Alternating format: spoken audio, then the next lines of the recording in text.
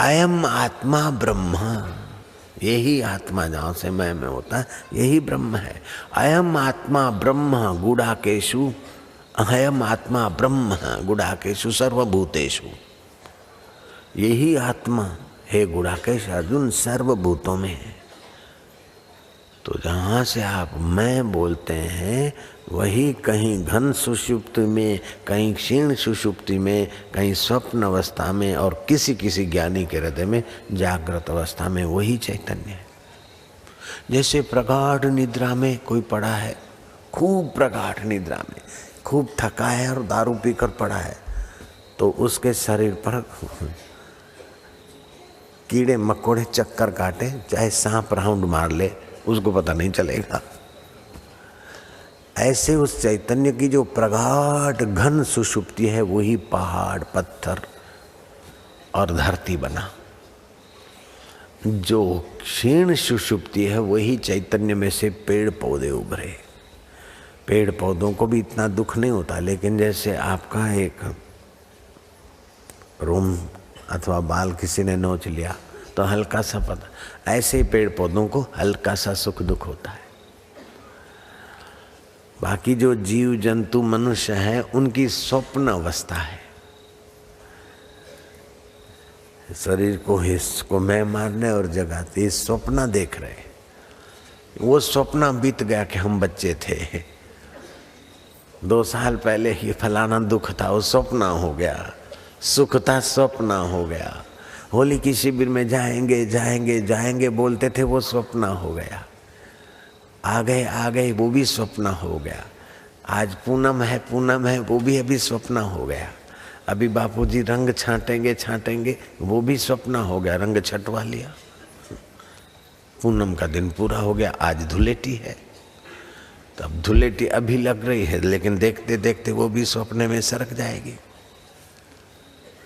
ऐसे ही मेरी शादी होगी, बापूजी ने मंगनी करा दी है, पंचेड़ में शादी होगी, कैसे करे क्या करे बापूजी, मैं छोड़ दे, लेकिन वो अब सपना हो गया। पेड़ के नीचे बेटी पड़ ली, वो सपना हो गया। किसी होटल में करते हैं 5 स्टार में, तभी भी सपना हो जाता। अब सपने को याद करके कोई दुखी हो गए, कोई मजा लेके, हाँ हमने तो 5 स्टार में होटल में शादी कराई। कोई बोले कि अरे हम तो गरीबी ढंग से हमारी शादी हुई, कोई बोले नहीं हमने तो सात्विक शादी की। तो सपने में जिसकी जैसी भावना जैसी कल्पना है वैसा सुख दुख बन जाता है उसका।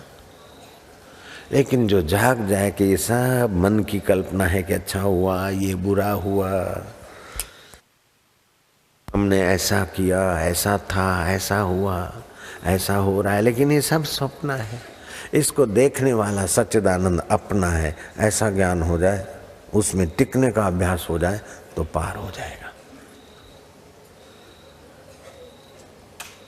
टिकने के अभ्यास में ध्यान नहीं देते, इसीलिए गुरुओं को मेहनत बहुत करनी पड़ती है और अपना समय बहुत जाता है। टिकने के लिए अगर दृढ़ हो जाए तो कोई ज्यादा समय नहीं लगे। इसमें सजगता चाहिए, सजाग, दुख आया तो सजाग, क्रोध आ गया तो सजाग। समझो डांट दिया, हम तो दिन भर कईयों को डांटते, लेकिन एक तरफ डांट हुए, दूसरी तरफ सजाग हुआ कि ये क्रोध मन को आया, तो हमको फिर घाटा नहीं होता, नहीं तो आग बबूले हो जाए। दिन में कितने लोगों से मिलना जुलना और कितने लोगों का विपरीत व्यवहार हो जाता है बेचारों का, तो चने नहीं, तुरंत उसको देखते जाते सजागता से, तो अपना चित्त मौज में रहता है। तो सतत सजागता, मन में विचार है, देखो बुद्धि ने निर्णय किया, देखो सुख दुख को देखो, तो देखने वाला दिखने वाले से अलग है।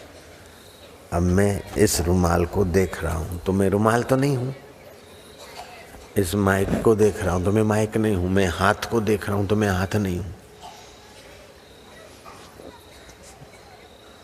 मैं सिर को देख रहा हूं तो मैं सिर नहीं। ऐसे मेरे मन को भी मैं देखता हूं, मन शांत है तो देख रहा हूं, अशांत है तो देख रहा हूं। मेरी बुद्धि को भी मैं देख रहा हूं, बुद्धि अच्छी है तभी भी जानता हूं, बुद्धि बुरी हुई तभी जानता हूँ, तो मैं इनसे अलग हूँ, संबंध विच्छेद हो गया। तो अच्छाई का अहंकार नहीं और बुराई का विषाद नहीं, अपनी स्मृति, अपनी सजगता।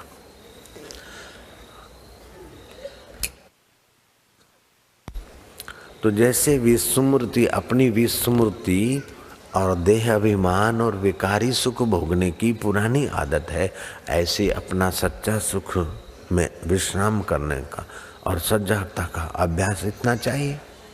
जितना गैर रास्ते, गलत रास्ते गाड़ी चली गई, उतना ही वापस आना पड़ेगा ना। अब कोई 3 किलोमीटर की स्पीड से आए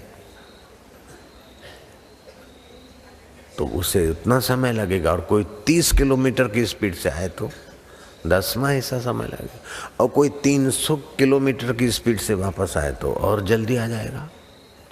लेकिन आना पड़ेगा, ये बात पक्की है। वो अपने परमात्मा स्वभाव में, अपने ईश्वरीय सुख में आना पड़ेगा, नहीं तो भटकता रहेगा।